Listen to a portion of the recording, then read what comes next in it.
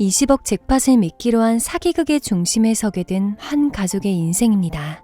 그 속에서 모든 걸 이겨낸 두 여인과 아들의 애달픈 감동 사연, 빵 한 조각에 얽힌 마음의 울림, 따뜻한 세상. 아직 살만합니다. 당신이 아버지야? 당신 같은 사람의 자식이라는 것이 너무나 부끄럽고 창피해.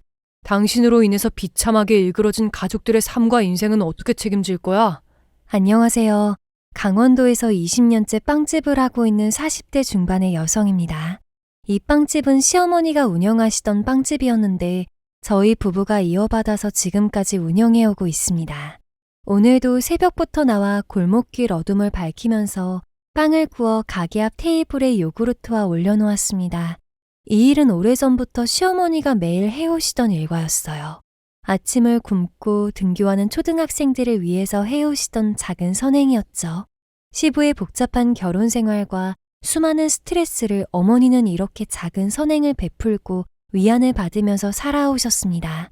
주위에서는 어머니를 작은 의인이라고 추켜 세워주지만 어머니는 오히려 자신이 받은 것이 더 많다고 부끄러워하십니다.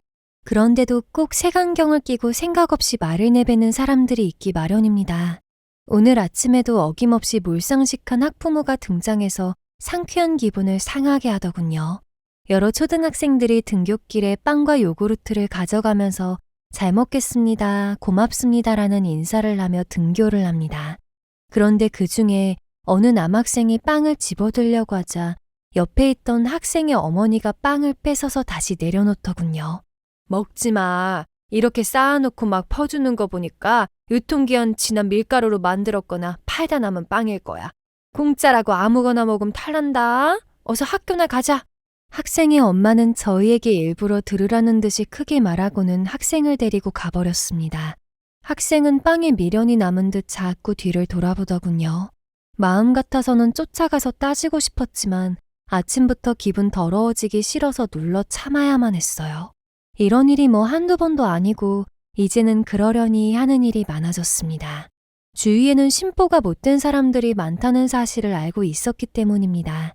지금 저희가 모시고 사는 시어머니는 남편의 친어머니가 아니세요. 시부의 본처였던 분이신데 처음에는 남편을 양자로, 친모가 돌아가시고 나서는 친아들처럼 키워주신 분이셨죠. 지금은 저희가 친어머니처럼 모시고 살고 있습니다. 그 복잡한 이야기를 이제부터 해보려고 합니다. 그러려면 시부와 남편의 친모 이야기부터 시작해야 합니다. 시부와 어머니가 70대 중반이시니 지금으로부터 50여 년 전이겠네요.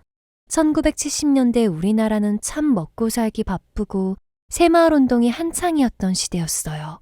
70년대 중동 오일 쇼크로 국가적 위기였던 시기였고 수많은 사람들이 중동 건설 현장으로 달러를 벌러 떠났습니다.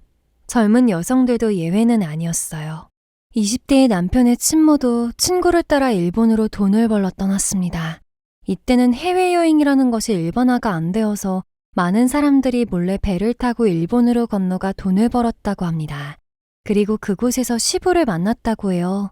친모에게 반해 끊임없이 구애하던 시부를 친모는 당연히 미혼인 줄 알고 만났답니다. 타지에서 만난 외로운 사람들인데 내가 정말 잘할게. 나는 당신 아니면 안 돼. 그리고 워낙에 나이보다 젊어 보이는 동안에 현란한 말솜씨가 보통이 아니었던 분이셨으니 어린 아가씨가 시부에게 넘어간 것은 당연한 일이었을 겁니다. 두 분은 일본에서 연애를 했고 몇 년 후 한국에 돌아와서도 시부가 함께 살자고 제안했답니다. 그리고 남편을 임신하기까지 친모는 그 기간 동안만 잠시 행복했었노라 회상하셨다고요. 그리고 시부의 정체가 탄로난 것은 남편의 출생신고를 할 때였다고 해요. 시부가 자꾸 출생신고를 미루길래 친모는 이상한 생각에 시부를 닥달했다고요. 시부는 할 수 없이 이미 본처가 있다는 사실을 털어놨답니다. 본처와 딸이 있긴 한데 내가 정말 사랑하는 사람은 당신이야. 정말이야. 지금 본처가 어머니를 모시고 있어서 이혼을 못하고 있었던 거야. 조만간 깨끗이 서류 정리하고 올 테니까 걱정하지 마. 친모는 너무나 화가 났지만 오히려 자신이 상간녀 입장이 되어버렸던지라 찾아가 따질 수도 없었다고 합니다. 하지만 시부의 말을 믿었던 친모는 본처를 찾아가 이혼해달라고 부탁을 했대요. 물론 본처도 시부가 두 집 살림을 하고 있었다는 사실에 큰 충격을 받았다고 합니다. 더구나 본처는 시부의 어머니까지 모시고 살고 있어서 배신감이 더 컸을 겁니다. 제가 이 이야기를 들었을 때 어떻게 두 집에서 감쪽같이 속을 수가 있나 하고 물었었는데요. 시부가 일본에서 돌아와서는 버스기사와 관광버스 기사를 내서 돈을 꽤 벌었다고 해요. 그리고 직업이 기사이니 집에 들어오는 시간도 들쑥날쑥이었고요. 암튼 어머니를 모시고 있던 본처에게도 어린 아들을 낳아준 친모에게도 정말 자상하게 잘했다고 합니다. 아마 시부의 이중적인 성격과 사기적인 기질은 타고났던 게 아니었나 생각이 들더군요. 시부에게 속은 것을 알게 된 친모는 상처를 받았지만 이미 어린 아들까지 있던 상황이라 어떻게 할 수 있는 처지가 아니셨어요. 본처에게 처음 찾아갔던 날 오히려 본처의 10살짜리 딸한테 머리채가 잡혔다더군요. 바로 남편의 배다른 누나였죠. 우리 아빠 꼬신 여자가 당신이야? 나한테 아빠를 뺏어가려고 찾아온 거야? 어림도 없어. 당신이야말로 멀리 가서 숨어 살아. 다신 우리 앞에 나타나지 말라고. 시부를 닮아 외모가 예쁘장했던 시누이는 어릴 때부터 성격이 장난이 아니었대요. 그 어린 나이에 독이 올라서 아빠를 뺏어간 나쁜 여자라며 친모에게 대들었다죠. 깜짝 놀란 본처가 시누이를 말리고서야 겨우 떨어졌다고 하네요. 본처는 시부의 어머니가 병원이 깊어서 당장 이혼할 수가 없다고 했대요. 휴부였던 본처는 병환 중인 시어머니가 충격을 받고 돌아가실까봐 걱정이 되셨던 거죠. 어떻게 보면 본처가 가장 큰 피해자였는데 친모의 딱한 사정을 알고 일단 남편을 시부와 자신의 호적에 자식으로 올려놓으라고 했다네요. 그것이 오히려 현 상황에서는 나을 것이라고 하면서요. 친모는 절망했지만 그 시대에는 아버지의 호적에 자식을 올려야 된다는 사상이 강했기에 그렇게 하셨대요. 그때부터 남편은 서류상으로는 어머니가 시부의 본체였던 셈이었죠. 그리고 몇 년 후 시부의 어머니가 돌아가시고 본처가 이혼을 하려고 했을 때는 시누이가 울고불며 매달려서 또 이혼을 못하셨대요. 싫어. 엄마가 먼데 날 아빠 없는 자식으로 만들어? 내가 이혼녀 자식이라고 손가락질 받고 살았으면 좋겠어? 절대로 하지 마. 그 여자 보고 멀리 떠나라고 하면 되잖아. 차마 시누이의 절망을 외면할 수 없었던 본처는 이혼도 못한 채 두 집 살림하는 시부를 견디며 살았습니다. 그리고 동네 작은 빵집에서 일을 하기 시작하셨어요. 빵 반죽을 만지다 보면 어느새 잡념도 없어지고 빵 굽는 냄새가 그렇게 좋으셨다네요. 반면에 남편의 친모는 시부가 또 다른 여자를 만날까봐 전전긍긍하며 사셨죠. 그리고 점점 약해져갔고 무너져갔습니다. 어린 나이에 남편은 그런 친모의 모습을 보면서 시부를 원망했고 본처를 오해해서 미워하며 자랐어요. 두 집 살림을 한 것이 탄로가 난 후 양쪽 집안에서 시달리던 시부는 관광버스 기사를 하면서 춤에 빠져들기 시작했어요. 자신의 도피처로 카바레를 택했고 수많은 여자들과 춤바람이 나서 본처와 친모의 속을 새카맣게 태워놓았습니다. 특히 남편의 친모는 시부와 만났다면 히스테리를 부렸고 우울증에 빠졌어요. 그러니 남편은 어린 시절이 불행할 수밖에 없었습니다. 그런데 그 즈음에 시부의 본처가 친모의 집에 찾아오기 시작했어요. 엉망인 친모의 모습에 충격을 받았죠. 본처는 친모를 원망하고 미워하기보다는 동정을 했습니다. 그리고 방치되다시피 자라고 있는 어린 남편을 돌보기 시작했어요. 하지만 친모와 자신이 불행한 것은 모두 본처가 이혼을 안 해준 탓이라고 생각했던 남편은 본처를 미워했습니다. 시부의 본처가 찾아왔을 때 친모와 남편의 몰골은 잘 먹지도 못해서 앙상하게 마른 모습이었다고 합니다. 특히 남편은 다른 아이들보다 발육도 늦고 부모 없는 고아 마냥 떼국물이 줄줄 흘렀다고 하죠. 그때부터 본처는 어떻게든 친모를 다독이며 다시 살아가게끔 도와주었다고 해요. 그리고 남편에게 따뜻한 빵을 구워와서 먹였고 깨끗한 새 옷을 사다가 입혀서 학교에 보냈죠. 하지만 본처가 아무리 노력을 해도 친모의 우울증은 점점 심해져 갔습니다. 시부가 점점 더 춤바람에 빠져들었기 때문인데요. 결국 남편이 중학교에 들어갈 쯤에 수면제를 과다 복용하고 잘못된 선택을 하게 됩니다. 비록 온전치 못한 친모였지만 남편에게는 큰 충격으로 다가왔어요. 시부도 충격이었는지 이때만큼은 다시는 캬바레에 가지 않겠다고 약속도 했었답니다. 친모가 죽자 본처는 아직 어렸던 남편을 데려다가 친자식처럼 키워주셨습니다. 어차피 서류상의 아들로 올라가 있어 전혀 이상한 일이 아니었죠. 하지만 친모가 죽고 나자 남편의 반항은 더욱 심해졌어요. 이제는 저의 시어머니이니 편하게 어머니라고 호칭하겠습니다. 이때 시누이의 나이는 20대 중반의 나이로 제법 잘 사는 집안의 남자를 만나 결혼을 했었죠. 그래서 시어머니는 남편을 더 살뜰히 챙기셨어요. 남편이 아무리 반항을 하고 사고를 치고 다녀도 모두 감수하면서 받아주셨다죠. 당신이 우리 엄마를 죽였어. 당신만 아니었어도 우리는 행복하게 잘 살고 있었을 거야. 이런 가식적인 행동 정말 역겨워.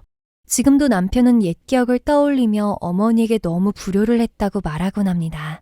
남편이 막말로 상처를 후빌 때마다 어머니는 안타까운 표정으로 바라만 보셨다고요. 어머니의 본심을 30이 넘고 자식을 낳아 키우면서 알게 되었다네요. 그래서 더욱 잘해드려야 한다고 입버릇처럼 말하곤 하죠. 남편이 시어머니와 살게 되자 오히려 시부는 잠시나마 정신을 차리고 가정에 충실했답니다. 하지만 사람의 천성이 변하겠나요? 그때는 시부가 관광버스를 그만두고 택시기사를 했는데 몇 년을 못 넘기고 다시 춤바람이 난 것이죠. 그것도 모자라 시어머니가 빵을 만들어 벌어오는 돈에도 손을 댔다고 합니다. 이때 남편이 시어머니의 뒷바라지로 대학을 졸업하고 사회생활을 할 때였다고 해요. 시어머니의 한결같은 태도로 남편은 조금씩 시어머니에게 마음을 열고 살아갈 때였죠. 그때는 어머니가 그동안 빵집에서 배운 기술로 자신만의 작은 빵집을 하셨습니다. 그리고 본격적인 빵 나눔 실천을 하셨어요. 계기는 아침마다 빵 냄새에 매일 가게 앞에서 서성이던 초등학생을 알고부터였습니다. 우연히 알게 된 어려운 가정의 아이가 아침을 굶고 학교에 가는 사연을 알게 된 후에는 매일 새벽에 빵을 넉넉히 구워서 요구르트와 함께 밖에 무료로 빵을 가져가라고 내놓은 것이었죠. 처음에는 반신반의하던 학생들도 차츰 시간이 지나면서 당연하듯 빵으로 배를 채우며 학교에 갔답니다. 그리고 학교에 야구부가 훈련을 가거나 대회에 나갈 때도 어머니는 정성껏 빵을 구워 지원을 해주셨습니다. 당시 운동부에는 가정 형편이 어려워 배고파서 운동을 하는 아이들이 많았거든요. 그런데 시부나 시누이는 이런 점을 무척이나 못마땅해 했어요. 시부는 그럴 돈이 있으면 지아비인 자신에게 달라고 큰 소리를 쳤고 시누이는 쓸데없는 일을 한다고 타박을 했습니다. 엄마가 이런다고 그 꼬맹이들이 알아주기나 해? 왜 쓸데없는 데다 돈 낭비, 시간 낭비를 해? 난 엄마를 정말 이해할 수가 없어. 현수만 해도 그래. 쟤를 엄마가 아들처럼 키웠다고 해서 제가 고마워할 줄이나 알아? 아마 지 엄마 죽은 걸 아직도 우리 탓이라고 생각하고 있을걸? 넌 나이가 몇 개인데 아직도 입이 거칠어. 애들한테 뭐 발에서 빵을 나누어 주는 것 아니야. 그냥 내 맘이 편하자고 하는 거지. 그리고 현수는 이제 그런 원망 안 해. 괜히 회사 잘 다니고 있는 애한테 이상한 말로 흔들어 놓지 말고 너나 말 조심해. 시누이는 나이가 들었어도 여전히 남편을 좋아하지 않았습니다. 그래도 어렸을 때처럼 괴롭히진 않았어요. 그리고 남편이 직장 생활을 할 때는 지방의 기숙사에서 지냈기 때문에 마주칠 일도 없었죠. 남편은 대기업의 자동차 회사의 기술직이었는데 평택에서 회사 생활을 했어요. 연봉도 일반 직장보다 높아서 남편은 독립을 위해 월급을 아끼고 모아나갔습니다. 그런데 이때부터 시부는 툭하면 남편에게 찾아와 돈을 요구했습니다. 춤바람이 났으니 자신의 외모뿐만 아니라 들어갈 돈이 많았었겠죠. 처음에 남편은 그래도 아버지가 자신을 봐줄까는 기대감에 용돈을 챙겨드렸다고 해요. 하지만 갈수록 시부가 요구하는 돈의 액수가 커져가자 거절을 했다고 합니다. 네가 이만큼 커서 잘 살 수 있었던 건 다 이 애비 때문이다. 네 엄마 죽고 너를 내가 거두지 않았다면 네가 이렇게 잘 될 수 있었을 것 같냐? 이번이 마지막이다. 500만 원만 해다오. 남편을 거두어 키워준 분은 어머니였는데 시부는 모든 것이 자신의 덕이라고 했어요. 자식을 부양하는 것은 당연한 일인데도 그것을 들먹이면서 자식의 도리를 요구했던 시부. 그 후로도 툭하면 돈을 요구해왔던 시부와 거절하는 남편. 이때부터 남편과 시부의 갈등은 심해졌고 시부를 미워하는 마음은 더욱 커졌습니다. 그러기를 10여 년이 흘렀을까요? 남편과 제가 사내 커플로 만나 결혼을 하고 평택에 살림을 차렸습니다. 물론 처음에 인사드리러 갔을 때 시어머니가 남편의 친모가 아니라는 사실에는 저도 놀랐었어요. 하지만 시어머니는 굉장히 따뜻하신 분이셨고 남편도 이때는 자신을 키워준 어머니를 정말로 존경하고 있었기에 별다른 문제가 된다고는 생각하지 않았습니다. 오히려 시부와 시누이 때문에 마음고생하시는 어머니가 늘 안쓰럽기만 했었죠. 남편과 신혼여행에서 돌아와 시댁에 인사를 갔을 때에도 시부는 저희에게 대놓고 용돈을 요구하셨어요. 그래, 신혼여행은 잘 다녀왔고, 그나저나 너희 둘이 당분간은 맞벌이를 한다고 하던데, 그럼 둘이 받는 월급이 500만 원도 넘겠구나. 난 더도 안 바라고 매달 50만 원씩만 다오. 나이 드니까 주름살도 늙고 관리해야 할 비용이 만만치가 않아. 당신은 지금 무슨 말을 하는 거예요? 아니다. 너희들은 그저 열심히 맞벌이해서 잘 살기만 하면 된다. 우리는 아직 일할 힘이 남아있으니까 네 아버지 말은 못 들은 걸로 해라. 시부가 용돈을 요구하자 어머니는 시부의 말을 가로막으며 신경 쓰지 말라고 하셨습니다. 그러자 시부가 눈을 부라리면서 며느리 앞에서 자신을 무시했다고 언성을 높이셨어요. 게다가 자식 내외한테 용돈 좀 받아보겠다는데 왜 못 받게 하냐고 화를 내셨습니다. 용돈을 달라는 시부와 가로막는 어머니 사이에서 저는 두 눈을 동그랗게 뜨고 당황했었어요. 그러자 남편이 눈살을 찌푸리면서 시부에게 퉁명스럽게 대답을 하더군요. 저희가 드리는 용돈으로 주름 제거하고 캬바레트 놔두시게요? 이제 좀 그만하실 때도 되지 않았어요? 언제까지 그렇게 사실 생각이에요? 그러자 시부가 핏대를 세우면서 남편에게 화를 내면서 따졌습니다. 아들 하나 있는 것이 부모 알기를 우습게 안다고요. 실컷 키워놨더니 키워준 공도 모른 척하는 나쁜 자식이라고 하더군요. 남편 또한 시부의 말에 아버지가 해준 것이 뭐가 있냐고 따졌습니다. 씨만 뿌리면 부모냐고 하는 말에 시부와 언성을 높여가면서 큰 소리가 오갔죠. 이런 일이 자주 있었는지 어머니는 놀라지도 않으셨어요. 저는 남편이 시부를 좋아하지 않는다는 것을 알고는 있었지만 이 정도일 줄은 몰랐습니다. 결국 어머니가 두 사람 다 당장 그만두라고 소리를 쳤고 시부는 벌떡 일어나서 갑갑한 집구석이라며 투덜거리면서 나가버리더군요. 하지만 이날 시부의 용돈 문제는 끝이 난 줄 알았는데 그게 아니었습니다. 어머니가 가로막고 남편이 펄펄 뛰자 공략 상대가 저로 바뀐 겁니다. 시부는 툭하면 제게 전화해서 온갖 핑계를 대면서 용돈을 요구했죠. 세아가 내가 급하게 쓸 일이 있어서 그러는데 지금 불러주는 계좌로 100만 원만 이체시켜라. 급하다. 아주 급한 거야. 그래도 남편하고 의논을 해야 되는데요. 저희는 부부 공동자산이라 작은 금액이라도 서로 의논을 하기로 했거든요. 그랬더니 살림은 아내가 하는 것인데 남편이 이러쿵저러쿵 간섭을 하는 거냐고 혼내시더군요. 그만한 비상금도 안 만들어 놓고 제게 뭐 했냐고 하시는데 정말 어이가 없었습니다. 아무튼 제가 남편과 의논한 후에 보내드리겠다고 하자 치사하다고 하시며 됐다고 화를 내시더니 먼저 끊으시더군요. 분명 남편에게 말하면 안 된다고 할 것이 뻔하니 화를 내고 끊으신 거겠죠. 그 후로도 미백 화장품을 사달라느니 어디 브랜드의 신상 구두가 나왔다느니 하면서 연락을 해오시고는 했었습니다. 그럴 때마다 중간에서 참 난감한 입장이었어요. 공식적으로 시아버님 되시는데 모두 거절할 수만은 없었으니까요. 하지만 남편에게 이야기하면 남편은 전부 다 무시하라고 하는 겁니다. 어차피 시부가 사달라고 하는 것들도 때때로 요구하는 용돈들도 모두 춤바람과 외모치장에 들어갈 돈이니 무시해도 된다는 것이었죠. 그러다 보니 결혼한 지 1년도 안 되어서 저는 시부의 눈밖에 난 며느리가 되었습니다. 당연히 남편과 시부의 사이도 더욱 멀어져만 갔죠. 그러는 와중에 어머니가 10년 넘게 빵 나눔을 해온 터라 모범 소상공인상을 받게 되었는데요. 지역 매체에도 기사가 실릴 만큼 어머니의 선행은 작은 화제거리가 되었습니다. 그렇다 보니 기관 단체에서 빵 주문이 오기도 했고 밀가루를 지원해주는 회사도 있었습니다. 구청 직원들은 돈을 모아서 빵 나눔에 보태쓰라고 지원금을 전달해 오기도 했죠. 그런데 이때 시부가 젊은 투자가라며 한 남성을 어머니에게 소개를 해주었습니다. 그 투자가와의 만남으로 시부의 말년 인생과 가족들의 삶까지 한바탕 회오리 바람이 닥치게 됩니다. 당신 이번에 빵집을 더 큰 곳으로 옮겨보는 건 어때? 이 사람이 투자계의 큰손이야. 그 구멍만한 빵집에서 궁상 떨지 말고 이 사람이 하라는 대로 하면 더 큰 돈을 벌 수가 있다니까. 어머니는 싫다고 거절했지만 시부와 그 남자는 끈질기게 설득해왔습니다. 신우이마저 그 남자에게 넘어가서 어머니를 설득했습니다. 그래도 어머니가 거절을 하자 신우이는 남편에게도 도움을 요청해왔죠. 현수야, 엄마 좀 설득해봐라. 네가 말하면 좀 움직이실 것 같은데 이렇게 좋은 기회를 왜 싫다고 하는 건지 이해할 수가 없다. 신우이는 더 넓은 곳에서 빵집을 차려 잘 되면 운영은 투자가와 자신이 맡아서 하면 되고 어머니는 빵 나눔을 더 많이 할 수 있다고 하는 겁니다. 남편은 어머니가 싫다는데 왜 강요를 하냐며 거절을 했어요.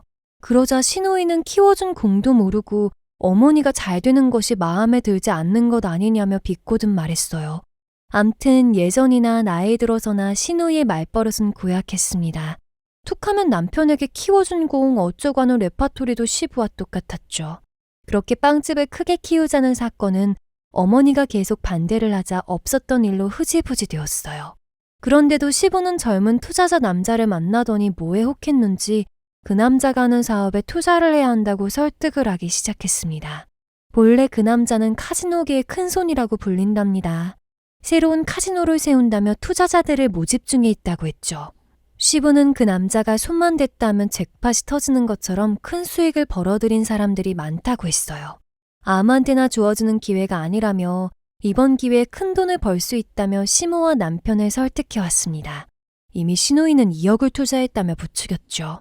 어머니는 이제 남은 여생을 지금처럼 빵이나 구워서 어려운 아이들에게 나누어 주면서 살고 싶다고 거절을 하셨어요. 돈이란 건 모자라고 없으면 불편할 뿐이야. 난 이대로 살다가 조용히 갔으면 좋겠어. 당신도 더 이상 욕심 부리지 마. 그리고 거기에 투자할 큰 돈도 없잖아. 어머니가 투자할 돈도 없다면서 욕심 부리지 말라고 하자 시부는 큰 눈을 부라리며 없긴 왜 없냐며 멀쩡한 담보물이 있잖냐고 했다는군요. 시부가 속을 썩혀도 춤바람이 났어도 어머니가 10여 년을 빵을 구우면서 모은 돈으로 마련하신 25평짜리 아파트가 있었습니다. 비록 지방도시이긴 하지만 그래도 이곳까지 부동산 붐이 일어나 시세 3억은 되었어요. 당연히 어머니는 펄쩍 뛰면서 거절을 하셨죠. 그 아파트는 어머니가 빵집을 할 수 없게 되면 노후의 주택연금으로 받으려고 생각하고 계셨으니까요. 어머니는 아무리 부모라도 자신들의 노후를 자식들에게 의탁해서 살고 싶지는 않다고 하셨습니다. 하지만 시부의 생각은 달랐어요. 부모가 나이 들면 자식들이 부양하는 것은 당연한 거야. 그건 그때 가서 자식들한테 용돈 받아서 쓰고 지금은 일단 아파트 담보로 2억만 투자하자고. 이런 기회는 매일 있는 게 아니야. 제발 내 말 좀 들어, 어? 시부가 그 남자를 철석같이 믿고 투자하라는 소리에 어머니는 그 남자를 의심하는 마음만 커졌답니다. 그래서 그 남자를 어떻게 알게 되었냐고 물었어요. 시부가 드나들던 캬바레 근처에 제법 손님이 많은 식당이 있는데 그 집 식당 여주인의 아들이 그 남자랍니다.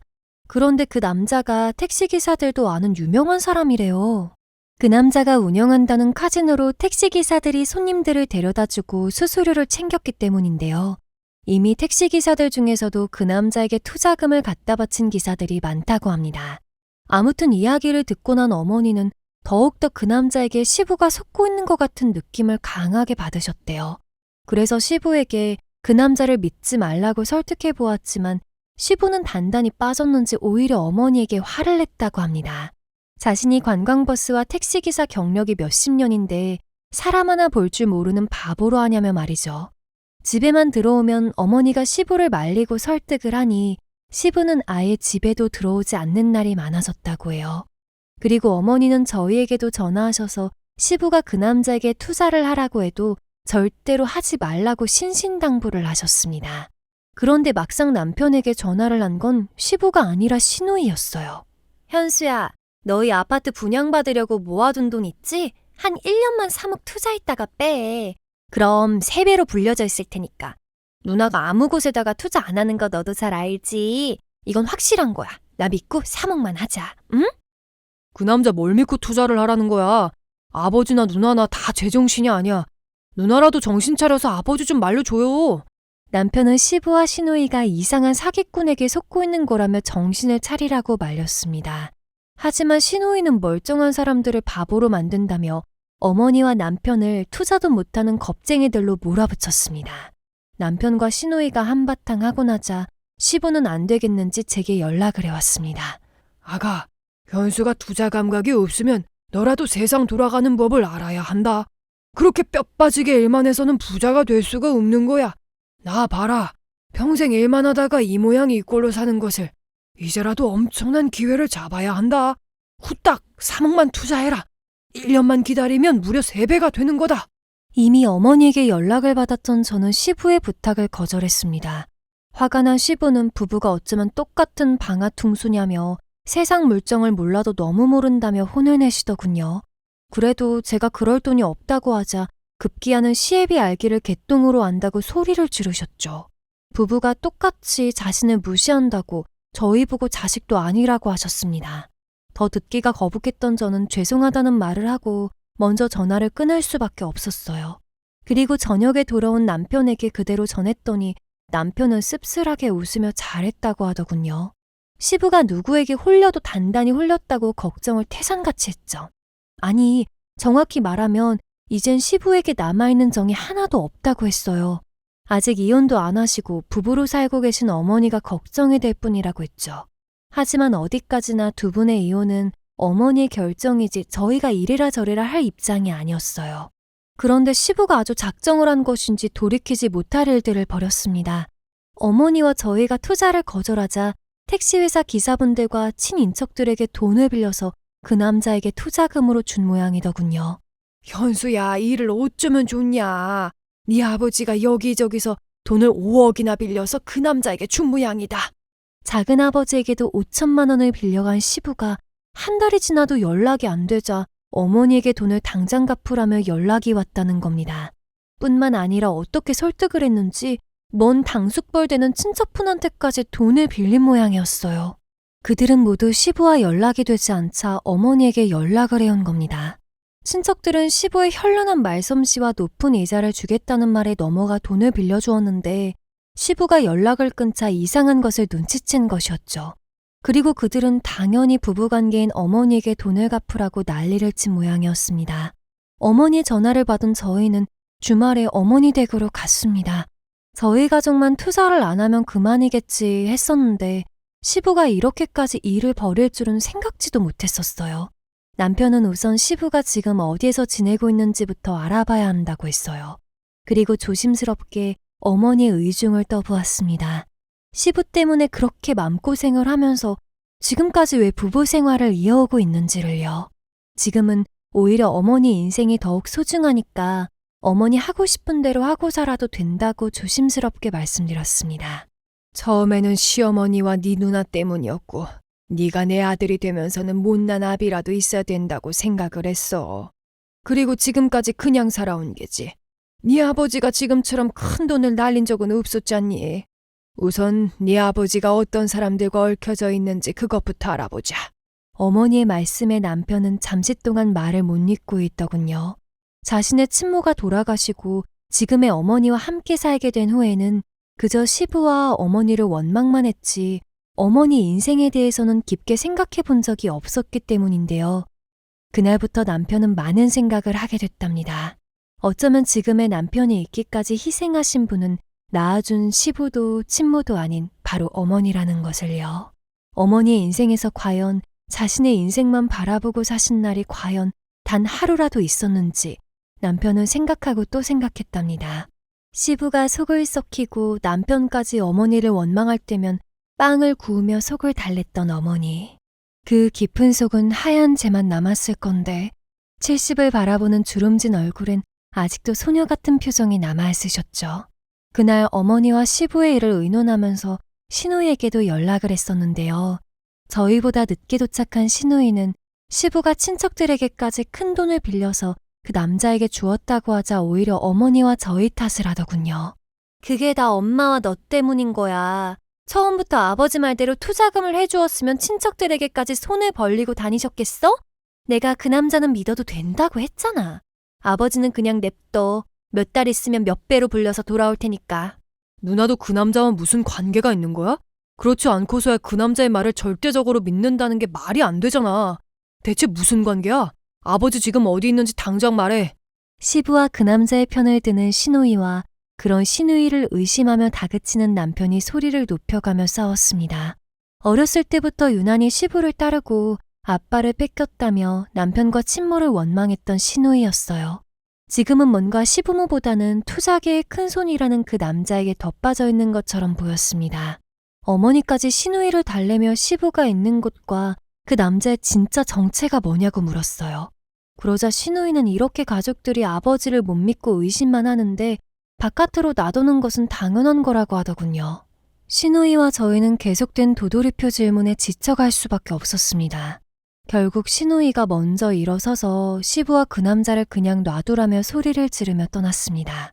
그 남자에게 완전히 빠져버린 시부와 시누이를 보고 남편은 더 이상 계속 보고만 있을 수 없다고 했어요. 심부름센터에 의뢰라도 해서 그들의 정체를 알아보기로 했죠. 그리고 친척들이 연락하고 찾아와도 절대로 돈을 갚아주거나 만나지 말라고 당부를 드렸어요. 시부가 빌린 돈을 어머니가 해결해 주어서는 안 된다고 말이죠. 우선 남편은 다음날 회사에 연차를 내고 시부를 먼저 만나볼 생각으로 연락부터 했습니다. 하지만 몇 번을 해도 받질 않았죠. 할 수 없이 시부가 근무하는 택시 회사부터 찾아갔습니다. 하지만 시부는 이미 택시 영업을 나간 후여서 다른 택시 기사들에게 시부의 이야기를 물어보고 다녔답니다. 그러던 중 몇 분의 택시 기사들에게 시부와 그 남자 이야기를 들을 수가 있었어요. 그 양반 춤바람에 빠져 지내더니 그 앞에 식당 여사장이랑 그렇고 그런 사이였지 아마. 그리고 가진옥의 큰손이라면서 소개한 남자는 그 식당 여사장의 아들이라는 소문이 있어요. 인물도 훤하고 말솜씨가 좋아서 웬만한 여자들은 다 넘어가고 남자들도 다 돈을 갖다 바친다니까요. 몇몇 택시기사분들이 말하길 시부와 식당 여사장이 내연관계라는 소문이 돌고 있다고 해요. 게다가 이곳의 택시기사들 중에도 그 남자에게 빠져서 투자금이라고 돈을 갖다 준 기사분들이 여럿 있다는 겁니다. 시부는 70을 코앞에 둔 나이임에도 10년은 젊어 보이는 마스크를 가지고 있었어요. 물론 그게 다 거저 얻어지는 것은 아니었습니다. 1년에 몇 번은 의술의 힘도 빌리고 마사지샵에 가서 고령의 남자임에도 꾸준한 관리를 받아온 덕분이었어요. 게다가 춤바람이 나서 매일같이 현란한 스텝을 밟아대니 몸매도 자연스레 탄력 있게 유지가 되었던 거죠. 그렇다 보니 주위에 항상 여자 관계가 끊이지를 않았습니다.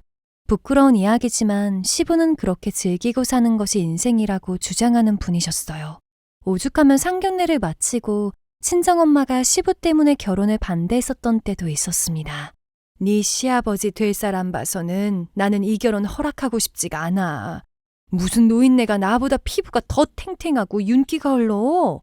젊은 시절부터 여자들 꽤나 어울리고 다닌 것 같던데. 보통 아들은 아버지를 꼭 닮아간다고 하잖니. 이서방도 그럴까봐 걱정이 되지 뭐냐. 뭐 지금 이서방 봐서는 안사돈 쪽을 더 많이 닮아서 안심이 되긴 하다만. 엄마의 마음을 돌리려고 남편은 각서까지 쓰고 저와 결혼을 할 수가 있었어요. 아직까지 첫째를 낳고 사는 동안 남편은 여전히 성실한 모습의 가장으로 살고 있습니다. 아무튼 남편은 기사분들에게 물어 시부와 내연관계 같다는 여자의 식당을 찾아갔습니다. 그곳은 나름 이름이 나 있는 설렁탕 집이었어요. 대충 설렁탕 한 그릇을 시켜놓고 분위기를 살폈는데 여자 사장으로 보이는 사람은 보이지가 않더래요. 식사를 마치고 카운터에서 계산을 하면서 여사장님을 뵐 수 있냐는 질문을 하자 카운터 직원은 오늘은 안 나오셨다는 말만 하더랍니다. 대충 알았다고 하고 주차장으로 나와 차에 시동을 걸려고 하는데 택시 한 대가 식당으로 들어왔습니다. 바로 시부의 택시였어요. 남편이 계속 주시하고 있자 시부는 차에서 내려 식당 뒤편에 있는 살림집이 있는 별관으로 들어가더랍니다. 남편은 뒤따라 내려서 시부가 들어간 별관 현관 앞에서 잠시 망설였습니다. 그리고 핸드폰 녹음 버튼을 누르고 현관문을 두들겼습니다. 잠시 후 시누이와 비슷해 보이는 40대 여자가 나와서 누구냐고 물었어요. 남편이 시부를 만나러 왔다고 하자 남편을 위아래로 훑어보며 누구냐고 묻더랍니다. 아들이라고 하자 얼굴이 밝아지면서 반겨주더래요. 어머, 이 사장님 아드님이시구나. 아버지 닮아서 미남이시네요. 반가워요. 얼른 들어와요.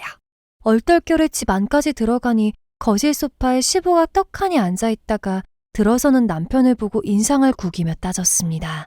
아버지 알기를 우습게 하는 아들이 여기까지 왜 찾아왔냐고 말이죠. 시부의 뻔뻔스러운 낯짝을 보니 화가 솟구쳤던 남편은 시부에게 따졌습니다. 지금 이곳에 있다는 것은 여사장과 시부가 그렇고 그런 관계가 아니냐고요.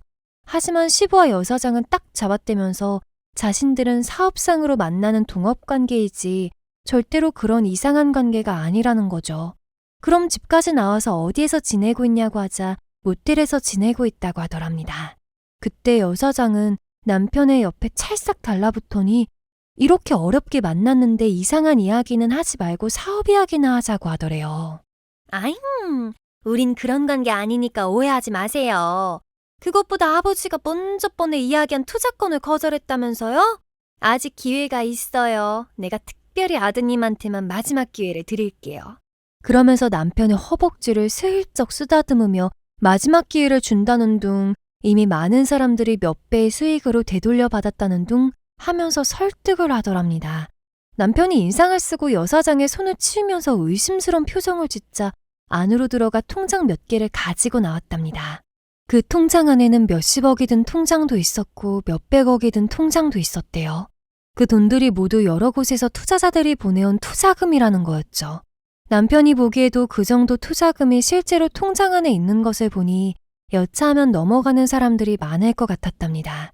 남편은 여사장의 말이 녹음되고 있다는 것을 생각하고 이것저것 궁금했던 것들을 물었습니다. 정확하게 어떤 사업에 투자를 하는 것이냐, 투자금을 보내는 사람들은 대부분 어떤 사람들이냐, 그리고 사업의 주체는 누구냐는 등등 말이죠. 충분히 녹음을 했다고 생각한 남편은 그래도 자신은 투자할 돈이 없다고 했어요. 그리고 시부에게 친척들에게 얼마나 많은 돈들을 빌렸냐고 따졌답니다. 지금 그 사람들이 시부와 연락이 안 되자 어머니에게 연락을 해와서 괴롭히고 있다고요.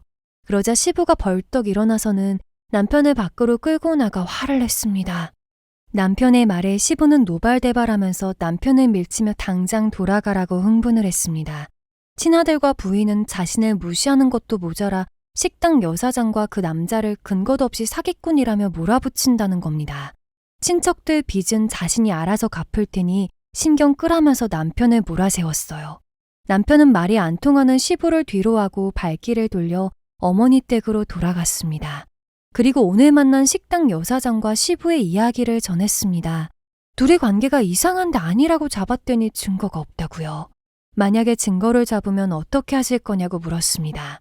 어머니는 편안한 얼굴로 웃으시며 말씀하셨대요. 너무 내 걱정은 하지 마.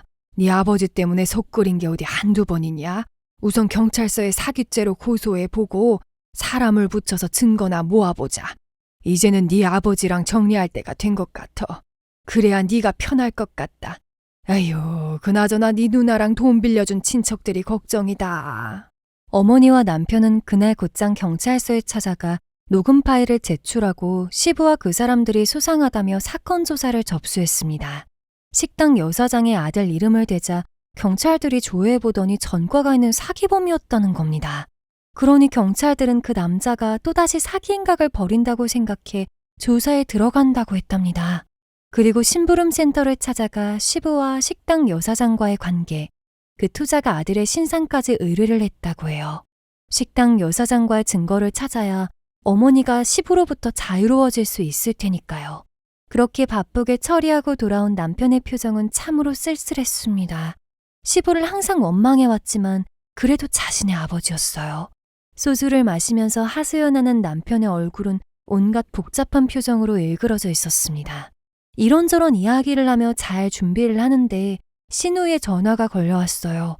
남편이 인상을 찌푸린 채 전화를 받자마자 대뜸 소리부터 질렀습니다. 야, 네가 뭔데 거기까지 찾아가서 감나라 배나라야. 아예 대놓고 아버지랑 그런 관계 아니냐고 물었다면서? 그분들은 우리를 도와주는 분들이야. 왜 있지도 않은 오지랖을 피는 거냐고? 신우의 반응은 시부와 다를 바가 없었습니다. 신우이가 이렇게 매번 그 사람들을 절대적으로 믿으면서 흥분하는 이유를 도통 알 수가 없었죠. 기분이 상한 남편도 고운 말이 나갈 리가 없었습니다. 다시 높아진 언쟁에 신우이가 큰 소리로 다시는 그 사람들을 괴롭히지 말라더니 먼저 전화를 끊어버리더군요. 남편은 한숨을 쉬면서 한참이나 핸드폰을 바라보았어요. 그리고 시부나 신우이를 이해할 수 없다며 머리를 쥐어뜯었어요. 그 모습을 보고 있자니 저도 속이 답답해 오더군요. 결혼해서 지금까지 지켜본 시부는 아주 이기적인 분이셨습니다.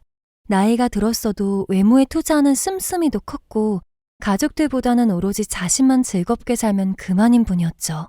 솔직히 저도 어머니가 시부와 깨끗이 서류 정리하고 홀가분하게 사셨으면 하는 생각을 했었네요. 다행히도 이번 사건으로 어머니가 결심을 하셨다니 정말 다행이다 싶었습니다. 저 같으면 단 하루도 못 살 것 같았거든요. 하지만 어디까지나 어머니의 선택이고 두 분의 인생이었기에 남편이나 저는 쉽게 끼어들 수 있는 문제가 아니었어요. 그렇게 답답하고 초조한 날이 지나가고 있었습니다. 그러던 어느 날 어머니가 놀래서 전화를 하셨어요. 글쎄 시누이가 며칠째 집에 들어오지 않는다며 시매부가 찾아와 하소연을 했답니다. 시매부는 몇 달 전에 시누이와 시부에게 그 사람들을 소개받았다고 합니다. 그리고 시부가 적극적으로 투자를 밀어붙이고 시누이도 긍정적인 반응이었기에 2억을 투자를 했다고 하네요. 여기까지는 저희도 알고 있는 내용들이었어요. 그런데 문제는 시누이가 투자를 한답시고 그 사람들을 만나고부터랍니다. 애들 엄마가 식당 여사장을, 아니, 정확히는 그 아들을 만나러 다니고부터 이상해졌어요. 아버님은 걱정하지 말라고 하시는데 어떻게 집에도 안 들어오는데 걱정을 하네요. 분명 그 투자가인 아들과 문제가 생긴 것이 틀림없습니다. 어머니는 곧바로 시부에게 전화를 해서 어떻게 된 일이냐고 물었답니다. 하지만 시부는 부부싸움을 하고 시누이가 하루 외박을 한 거 가지고 시매부가 호들갑을 떤다고 했다는 겁니다. 시매부가 의처증이 있어 시누이를 괜히 의심하고 있다는 것이죠. 잠시 머리를 식힌 다음에 어련히 알아서 집에 들어올 것이니 걱정하지 말라고요. 김서방 말로는 부부싸움을 한 적도 없다는데 무슨 말이야. 정말 해숙이랑 그 남자란 아무런 관계도 아닌 건 맞아?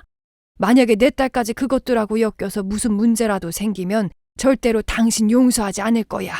어머니가 시부에게 시누이 가정사에 무슨 일이 생기면 가만히 두지 않겠다고 반협박을 했어요. 그럼에도 시부는 그럴 사람들이 아니라며 호언장담을 했답니다. 하지만 며칠 지나지 않아서 심부름센터에서 먼저 연락이 왔습니다. 먼저 식당 여주인인 아들, 카지노의 큰손이라는 그 남자의 정체부터가 모두 거짓이라는 겁니다. 그 남자는 교도소까지 들락거린 범죄자라는데요. 실제로 직업은 카지노의 지배인이랍니다. 그런데도 카지노계의 큰손이라고 사람들을 현란한 말솜씨로 유혹해서 투자금을 뜯어내어 사기를 치고 다녔습니다. 그리고 지금은 행방이 묘연하다고 하네요.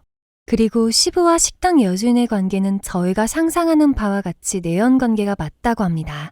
이미 식당 안에서는 시부가 여사장의 내연남이라고 소문이 파다하답니다. 1년 전부터 여자 사장과 모텔을 드나들었으며 지금은 아예 그 집에서 함께 살고 있다고요.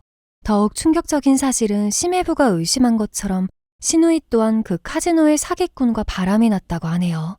지금 행방이 묘연한 것도 둘이 투자금을 갖고 어디론가 튄 것이 분명해 보인답니다. 아마 며칠 후면 어디에 있는지 행방도 찾을 수 있다고 하더군요. 소식을 들으면 들을수록 기가 막혔습니다. 어떻게 시부는 그런 사람들을 자식인 딸에게 소개를 해주었을까요? 그리고 시누이가 잘못된 선택을 하도록 내버려 두었다는 것이 더욱 말이 안 되는 일이었어요. 그것도 자신이 양아들로 삼았다는 그 카지노 사기꾼과 말입니다. 어머니는 더욱 분노하셨고 남편은 더 이상 서류상의 아버지도 싫다며 모두 지워버리고 싶다고 한탄을 했어요. 그러는 사이에 경찰서에서도 연락이 왔습니다. 시부처럼 큰 투자금을 맡긴 사람들이 식당 여사장과 그 아들을 고소를 했답니다. 그리고 경찰은 더욱 사건에 박차를 가했던 것이죠. 그런 식으로 투자금 어쩌고 저쩌고 하면서 사기를 친 것이 처음이 아니었기에 꼬리는 쉽게 잡혔습니다. 행방이 묘연했던 카지노 사기꾼과 시누이는 부산의 한 호텔에서 잡혀왔습니다. 일본으로 밀항을 하려고 했던 모양인데 많은 사람들을 등쳐먹고 쉽게 달아나면 되겠나요? 하지만 그들은 경찰서에 끌려와서도 뻔뻔하게 입만 살아있더군요. 난 카지노 투자하고는 아무런 상관도 없는 사람이에요. 억울해요. 저것들이 작당하고 사기를 친 겁니다. 난 무고한 사람이에요. 엄마는 아무런 상관도 없는 사람이에요. 그리고 저도 그냥 좋은 기회가 있다고 소개한 것뿐이에요. 아, 참나 몇 배가 된다는 말에 알아서 돈을 싸들고 와서 주는데 거부할 사람이 어딨어요? 식당 여사장과 그 아들인 사기꾼은 사기가 아니라며 발뺌을 했습니다. 그 와중에도 사기꾼 아들은 엄마인 여사장을 풀어주라며 큰 소리를 쳤어요. 아마도 빼돌린 투자금들을 세탁할 사람이 필요했던 거겠죠. 더욱 한심했던 건요. 그 옆에서 시부와 시누이가 여사장과 사기꾼 아들에게 매달리고 있었다는 겁니다. 그것도 사랑이네 뭐네 하면서 말입니다. 소식을 듣고 달려온 심해부는 이 광경을 보고 할 말을 잃었어요. 하지만 곧 얼굴이 시뻘개져서는 당장 그들의 멱살을 붙잡고 2억을 내놓으라며 다그쳤습니다. 그것을 신호로 다른 투자자들도 당장 재산들을 몰수하고 돌려달라는 소리로 경찰서와는 아수라장이 되었어요. 혼란스러운 상황을 보고 있자니 참 말이 안 나올 정도로 답답하더군요. 그러니 어머니와 남편의 속은 얼마나 더 억장이 무너졌겠어요. 남편은 참을 수가 없었는지 시부에게 달려들어 그동안 묵혀있었던 감정들을 쏟아내었어요. 당신이 아버지야? 당신 같은 사람의 자식이라는 것이 너무나 부끄럽고 창피해. 차라리 죽어버려.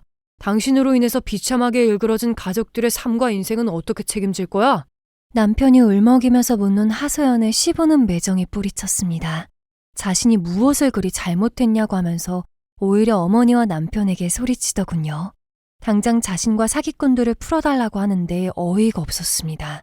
그 모습에 어머니는 시부에게 이제 서류 정리나 하자고 하시더군요. 하지만 시부는 코웃음을 쳤습니다. 이혼하자고 하면 누가 겁낼 줄 아나 보지? 그래, 찍어! 까짓거 도장 찍자고!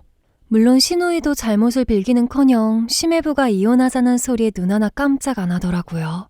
어쩌면 시누이는 심해부의 성격을 그렇게 쏙 빼다 닮았는지 안타까운 어머니만 답답한 가슴을 치며 한탄을 하셨습니다.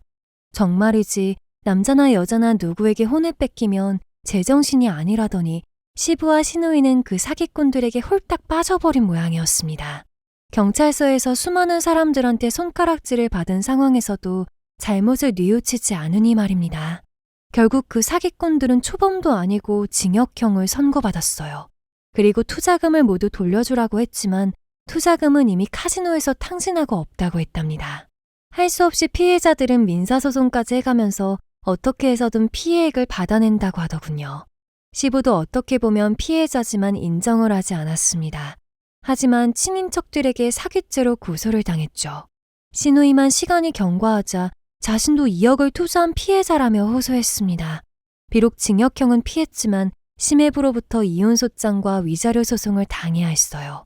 남편도 시부와 어머니의 부부관계를 정리하면서 식당 여사장과 시부에게 위자료를 청구했습니다. 다행히 능력 있는 변호사 덕분에 각각 2천만 원의 위자료를 보상하라는 판결을 받았죠. 거의 1년은 남편은 어머니를 대신해서 정신없는 법정 싸움을 했던 것 같습니다. 시부와의 지긋지긋한 부부관계가 청산이 되자 저희는 어머니께 강원도 생활을 정리하고 저희와 함께 살자고 의논을 드렸습니다. 그동안 너희가 애 많이 썼다.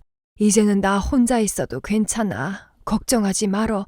난 그냥 여기서 애들 빵이나 구워 먹이면서 살다 가고 싶다. 이제는 하루라도 이 빵 굽는 냄새를 맡지 않으면 허전하고 살 수가 없을 것 같아. 그 후로 5년을 어머니는 빵집을 운영하면서 나름 보람찬 생활을 보내셨습니다. 그동안에 시부와 시누이가 번갈아 찾아와서는 잘못했다고 했지만 어머니는 시부에게 냉정했어요. 그리고 시누이도 이혼당하고 어머니에게 얹혀 살려고 했지만 어머니는 받아주지 않으셨어요. 이번 기회에 독하게 세상을 살아가라며 호되게 대하셨죠. 물론 시누이 성격에 곱게 물러나지는 않았습니다. 엄마, 제정신이야? 막말로 바깥에서 나온 자식은 나보다 더 이뻐하고 진짜 자식인 나한테는 이렇게 하면 안 되잖아. 나 엄마가 배 아파서 낳은 엄마 딸이야. 시누이는 홧김에 빵집을 뒤집고 난동도 부렸답니다.